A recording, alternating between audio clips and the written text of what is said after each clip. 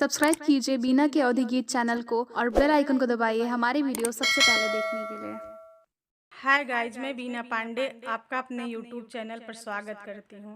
आज मैं आप लोगों को एक जो शादी में चढ़नी गाई जाती है उसको सुनाने जा रही हूँ। आप लोगों को कैसा लगेगा कमेंट बॉक्स में ज़रूर बताइएगा। हम लोगों के यहाँ तो गाया जाता है, अब आप लोगों के यहाँ गाया जाता है कि नहीं हमें नहीं मालूम। तो फिर सुनाते हैं हम। सोवहू की जागहूँ दूल्हे रामा, तोहरी मम्मी के लागल चोर रे, तोहरी मम्मी के लागल चोर रे।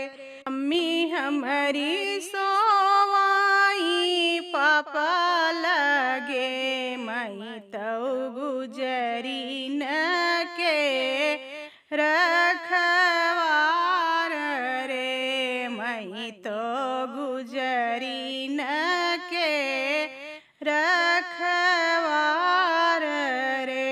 सोवहू की जागहूँ दूल्हे रामा, तोहरी चाची के लागल चोर रे, तोहरी चाची के लागल चोर रे। चाची हमारी सोवाई चाचा के लगे, हम तो गुजरी न के रखवार रे, हम तो गुजरी न के रखवार रे। सोवहू की जागहूँ दूल्हे रामा, तोहरी दीदी के लागल चोर रे, तोहरी दीदी के लागल चोर रे।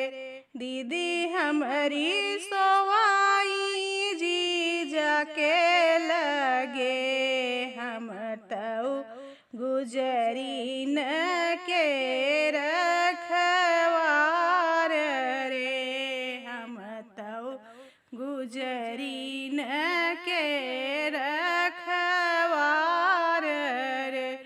सोवहू की जागहूँ दूल्हे रामा, तोहरी बुआ के लागल चोर रे, तोहरी बुआ के लागल चोर रे। बुआ हमारी सोवाई फूफा के लगे, हम तो गुजरी न के